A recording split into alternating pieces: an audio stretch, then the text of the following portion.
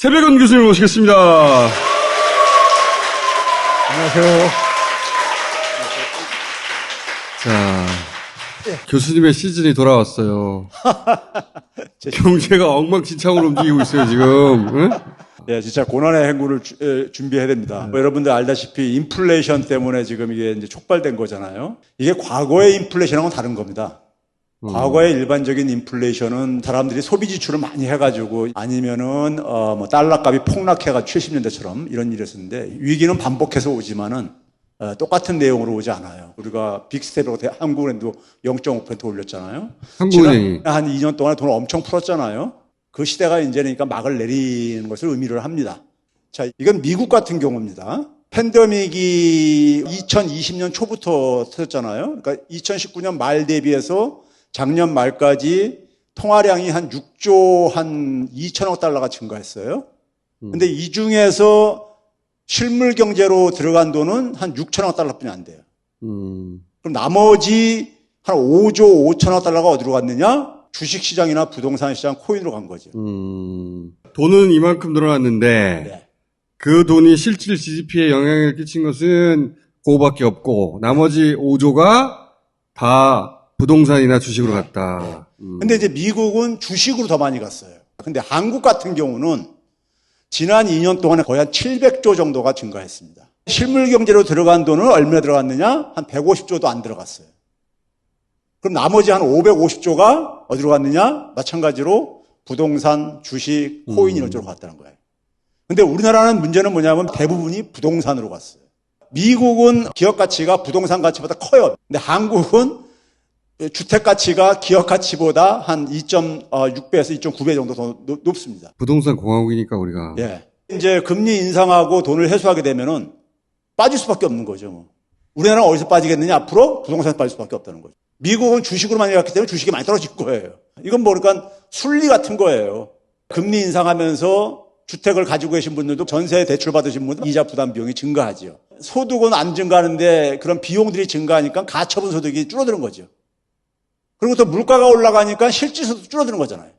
가처분 소득도 줄고 실질소득도 줄고 이중적으로 소득이 줄어드는 거예요. 그 다음에 부동산 같은 경우는 주식보다도 현금화 시키기가 굉장히 힘듭니다. 안 팔리니까 지금 네. 아예. 경기가 죽으면 거래가 실종돼 버리잖아요. 네. 그러니까는 굉장히 이제 초조해지죠. 현금화도 안 되고 그러니까요. 그럼 이게 결국 뭐냐면 내수를 침체시키는 거예요. 거기다가 환율이 지금 굉장히 빠르게 오르고 있잖아요.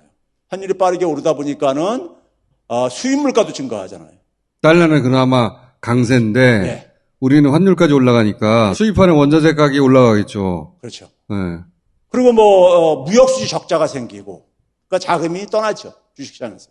또 환율을 또 올리게 되고 외환 보유가 줄어들고 이게 한참 진행된 게 이제 시작이에요. 이 상황 속에서는 정부의 대응이 굉장히 중요하죠. 제일 중요하죠, 제일. 네. 근데 지금 정부는 대기업이나 부자들 챙기고 그리고 대통령이라든가 소위 경제 컨트롤 타워에 계신 분들은 오히려 그러니까 리스크를 만들어내고 있죠. 이거 어쩔 수 없는 일이다. 뭐 이런 식의 이제 얘기를 하고 그러니까요. 그러니까 국민들이 굉장히 불안하죠. 경제정책 불확실성 지수라는 게 있습니다. 우리나라 이제 1분기에 이미 보게 되면요. 365, 외환위기 때보다 더 높아요, 지금요. 외환위기 때가 150.5입니다. 그 다음에 이제 제가 이제 작년에 우리나라 국가 신용 등급이 굉장히 시장에서 평가하는 것이 높았다고 하면서 CDS 프리미엄이라는 걸 제가 소개한 적이 있었는데. 소개하셨죠. 예. 역대 최고 수준의 신용도라고. 그때. 예. 그래서 우리가 일본을 앞지르기도 했었죠. 일본을 앞섰다고 했는데. 근데 이제 지금 이게 56bp까지 올라갔는데 이 56bp가 뭐냐면요. 2020년 3월 달에 코로나 사태로 인해서 막 대충격을 받았었잖아요. 주가 폭락하고요. 기억들 아시죠? 3월 16일 정도예요. 그때가 50bp가 조금 안 됐을 때였었어요. 그때보다 더 높다는 겁니다. 작년 하반기쯤에 했던 걸로 기억하는데, 우리나라 신용이 어느 정도로 국제적으로 평가받느냐, 이 수치들을 알려주셨죠, 그때? 그렇죠. 그때 이 수치들이 일본보다도 높았어요. 여기 이제 빨간 박스 해놓은 나라들보다도 프랑스보다도 높았고, 프랑스보다 높아가지고. 네, 높았었어요. 그러니까 외국에서 보기에 우리나라의 경제적 신용도가 가장 높은 수준에 도달했던 게 문재인 정부 때고, 지금은 이게 치솟아가지고 이 표에 예. 밖으로 떨어 나가버렸어요. 예. 이 짧은 차이에 대단하지 않습니까? 여기 나라가 그러니까 한 몇 개월 만에 이렇게 바뀔 수가 있어요. 이게 과거에 문재인 정부 때예요. 작년에는 거의 20bp에서 20에서 이렇게 했었잖아요. 낮은 게 좋은 거예요. 그렇죠. 나중에 좋은 거지. 한국 정부가 발행한 채권에 투자했을 때 보험을 드는 겁니다. 근데 20bp라는 건 0.2%라는 얘기예요. 그때가 언제냐면은 가상금리 우리나라 내는 거죠. 코로나 그 신천지 때문에 폭발했을 때 있잖아요. 네. 그 시점쯤 되는 거거든요. 이때 제일 나쁘다가 근데 50도 안 됐잖아요. 코로나 때가. 그때도 이거밖에 안 됐는데 네. 그리고 문재인 대통령 임기 말쯤에 가장 낮은 상태를 유지하고 있었단 말이야. 이거를 순식간에 끌어올리는 전화 왔나 봐요. 대통령실인가 본데? 살살 좀 하라고. 자. 숫자가 말해주고 있어, 숫자가. 예. 작년 8월 28일 날이죠. 한국이 일본보다 더 낮게 저기 됐었잖아요. 기사 찾아봐요. 예. 역사적인 순간이라고 그래. 예. 17.64, 일본이 17.8 해가지고. 경제 관료들이 막 자랑하고 그랬다고, 그때. 예. 올 1월 달까지 계속 이랬었어요. 올 초까지 이랬죠. 예. 그 다음에 이제 환율이 올해만 들어와서도 벌써 한 원화 가치가 한 10% 정도 떨어졌단 말이에요. 그 전까지 우리나라 환율은 대개 1,100원에서 1,200원 사이가 되게 이게 평균적인 구간입니다. 근데 지금 1,300원을 돌파했잖아요. 이거를 그러니까 한국은행이 방어하느라고 지금 굉장히 외환을 지금 쓰고 있죠. 그 다음에 코스피가 올해 들어와가지고 한 거의 30% 가까이 떨어진 거예요. 근데 6월달 이후에 절반이 떨어졌어요. 그러니까 6월달 이후에 굉장히 빠르게 지금 악화되고 있어요. 왜냐면 정부에서 대책이 없다잖아요. 그러니까요. 윤석열 대통령이 출근하면서 그랬잖아요. 자산 가격 조정은 불가피하다. 그러면 투자자들은 뭐 던져야죠. 뭐. 자기가 말하는 게 무슨 뜻인지 알고나 하는지 모르겠어. 경제팀에서 와가지고 이거 불가피합니다. 자기들은 책임을 회피해야 되니까 그렇게 말할 수 있지. 대통령은 그렇게 말하면 안 되지. 방법을 찾아내라고 해야지. 이게 뭐야 이게.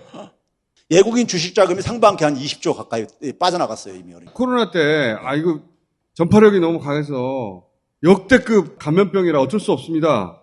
라고 보고하는 사람도 있을 수 있어요. 그럴 그렇죠. 때, 이거 방법이 없다네요? 그러려면 대통령이 왜 있어?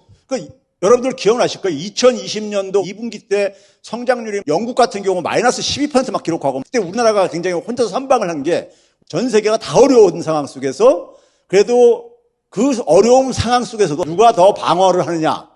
이게 이제 실력의 차이인 거잖아요. 그게 코리안 웨이를 만들어냈단 말이야. 근데 지금 완전히 거꾸로예요. 우리나라가 지금 제일 빠르게 악화되고 있습니다. 아유, 씨발, 진짜. 지금.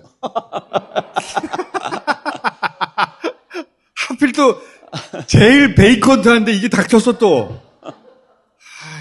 외환보유액이 5월, 6월 달에 거의 한 235억 달러나 지금 빠져버렸고요. 외환보유액 대비 외국인이 우리나라 정부가 발행한 채권에 투자한 비중이 지난해 연말에 한 30%에서 일정했었어요. 근데 갑자기 지난 6개월 동안에 40%까지 이렇게 올라갔어요. 외환보유액이 줄었다는 거죠. 그렇죠. 외환보유액이 줄어드는 바람에. 이러니까 당연히 외국인들이 볼 때는 불안하죠, 이제. 방어할 능력이 그만큼 줄어든다는 얘기니까요. 이게 뭐냐면요. 블룸버그에서 7월 8일자에 달러가 강세가 되면서 소위 개도국이나 소위 취약한 국가들이 지금 부도 위기가 지금 논란이 되고 있습니다. 그래서 50개 국가를 뽑아냈어요. 부도 가능성이 높은 국가들. 근데 대한민국 여기 왜 끼어요? 여기에 보게 되면 나이지리아, 카타르, 카자흐스탄 이런 나라하고 같이 그러니까 여기에 끼리냐고요. 선진국가로 분류됐었고 작년에 세계 경제 규모 10위, 무역 규모 7위, 사실상 5위지요. 싱가포르, 홍콩 이 중개무역하는 거 네덜란드 빼고 나면요. 근데 여기에 대한민국이 지금 포함됐다니까요. 이게 7월 8일자 블룸버그 통신의 기사입니다. 야, 이게 그러니까 몇 개월 사이에 이렇게 돼버렸어요. 세계 50개 국가에 대한민국이 어떻게 이렇게 들어갈 수가 있냐고요. 하위 59개에 들어간 거 아니야? 예, 전 세계 200여 개 국가가 넘는 나라가 있는데 여기 50개 국가에 대한민국이 선정이 됐다니까요. 아니, 외국에서 다 보고 있겠죠. 저거 베이컨트네. 여기 뭐 싱가포르나 대만 같은 나라는 없어요. 근데 왜 아시아에서 대한민국 여기 들어가요, 완전히. 야, 참, 어이가 없는 거 아니에요. 선진국가에서 들어간 나라는 대한민국뿐이 없어요. 진짜 어이가 미싱이다, 진짜. 예. 그 다음에 여러분들 이 와중에 기재부에서 지금 뭘 추진하고 있냐면은 외환거래할 때, 달러 송금할 때 이거 신고하게 돼 있습니다, 다. 근데 이거 폐지하겠다는 거 아닙니까? 나도 이게 이해가 안 가요. 이 시점에 예. 외환거래 사전 신고를 왜 폐지하는 거지? 돈 많으신 분들은요, 일반 서민들하고 다릅니다. 관점이요. 달러 가치가 계속 강세되고 있으니까 원화 자산으로 갖고 있는 거와 달러 자산으로 갖고 있는 게 훨씬 이익이 되기 때문에 달러 자산을 갖고 있고 싶지요. 이걸 왜 지금 이 와중에 이걸 관여? 법인세 대기업들 지금 이 시국에 왜 인하를 해줘야 되냐고. 이게 불편했던 사람들이 있었던 거야. 그렇죠. 이게 금액이 크게 되면은 다 이게 추적받고 그러거든요. 그러니까 이게 불편하죠. 근데 이걸 이제 폐지하겠다는 거예요. 난 도대체가 이 사람들 사고방식이 공동체들은 없어요. 자기들 개인의 이익이 가장 중요해. 아니, 찬스라 오는 거예요. 자, 이 인플레이션의 특성은 아까 얘기했듯이 기존의 인플레이션과 전혀 다른 인플레이션이라 이겁니다. 소위 말해서 미국의 말을 안 듣는 나라들을 고립시키겠다는 거 아닙니까? 중국과 러시아를요. 이걸로 지금 일어난 거란 말이에요. 그런 점에서 내년에도 올해보다 그러니까 좋을 이유가 하나도 없다. 미국 전 국방장관인가요? 대만에서 전쟁 나면은 한국군도 참여해야 될 것이다. 뭐 이런 얘기를 하고 이제 있는 상황이란 말이에요. 그러니까는 소위 말해서 패권주의 충돌. 그래서 제가 그랬던 거예요. 잘못하면 우크라이나가 될 수가 있다. 내년도는 한국이 더 어려운 상황이 될 수밖에 없다. 그래서 제가 이제 고난의 행군을 대비하라는 얘기가 그 얘기예요. 지금 윤석열 정부가 선택하는 것은 해결책하고 정반대로 하는 거죠. 정반대로 가고 있는 거죠. 이거는 미국 패권과 네. 미국 말을 듣지 않는 나라들끼리 충돌해서 발생한 건데 우리가 미국의 장기말에 대해서 그 충돌 최전선으로 가겠다는 거 아니에요, 지금. 중국 압박의 최전선에 가고 나토 회의에 가서 패권주의 충돌 최전선에 서게 생겼으니 내년 전망이 어두운데 그 선택도 정반대라 굉장히 어려울 것이다. 그렇죠. 이제 그런 점에서 윤석열 정부는 한미통화수포에 이제 목을 매려고 이제 하고 있죠. 제니 옐런이 지금 일주일인가 이제 오잖아요. 미국 재무부 장관이요. 2008년도에 글로벌 금융위기 터져가지고 외환시장 굉장히 불안정했을 때 한미통화수포 맺어가 좀 진정이 된 적이 있었어요. 그때 한미통화수포가 우리나라를 지원해주기 위해서 한 거로 생각을 하는데 그게 아니에요. 미국의 이익에도 도움이 되게 되었던 겁니다. 한국이 환율을 방어하려면은 한국은행이 보유하고 있는 미국 정부가 발행한 채권이라든가 그 채권들 팔아야 될 게 아닙니까? 그게 팔게 되면은 미국의 증권 가격이 위기에 빠졌었는데 그걸 더 부채질할까봐. 제가 오늘은 여기까지만 갈게요. 이 한미통화수포를 만약에 해주더라도 굉장히 많은 비용을 지불할 거다. 상황이 굉장히 나쁜 쪽으로 지금 진행이 되고 있다. 그리고 해법과 정반대의 길을 선택을 하고 있기 때문에 외국인들이 볼 때는 굉장히 불안한 거예요. 외환보유가 4천억 달러 넘게 갖고 있기 때문에 괜찮다 이런 얘기를 하고 있는데 안전하다면은 왜 환율이 이렇게 치솟겠어요? 외국인들이 왜 자금을 빼나가겠냐고요. 시장이 가장 정확하거든요. 시장이 현 정부의 대응 능력을 신뢰하지 못하는 거 아닙니까? 한마디로 그렇죠. 말하면. 이 운영하는 거 봤더니 이게 이 새끼들이 뭐야 이거? 라고 생각하는 거야. 지난번에 바이든 방문하고 나서 최백은 교수님이 최근에 한 발언 중에 최고의 통찰이라고 보는데 그 회담의 결론은 경제를 안보 밑으로 집어넣은 것이다. 미국 안보의 하위 개념으로 한국 집어넣은 경제를 것이다. 편입시켜버렸죠. 그러면서 이 패권주의 충돌 리스크를 고스란히 안게 된 거죠.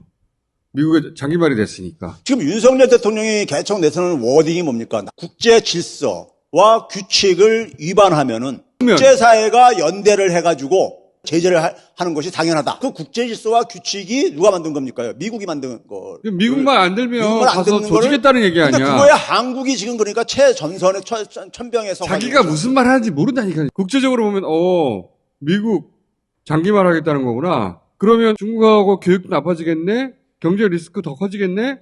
이렇게 생각하지. 최근에 이제 중국에 대한 수출이 많이 줄어들고 있는데 수입은 안 줄어들고 있습니다. 중국은 발톱을 감추고 지금 가고 있겠죠. 제가 2차 보기에는 중국이 하반기에 요소수 같은 걸로 한번 때릴 거라고 봐요. 조용히. 그러니까 중국은 그걸 미리 이렇게 떠들지 않는다고요. 왜 계속 이렇게 리스크를 만드냐 이거예요. 지금 어려운 상황인데. 모른다니까. 그러니까 국민들이 굉장히 불안하지요. 모른다니까. 불안하고. 이거 베이컨트야, 씨발아. 응? 엠프티해, 완전히. 에어. 자, 오늘 여기까지 하겠습니다.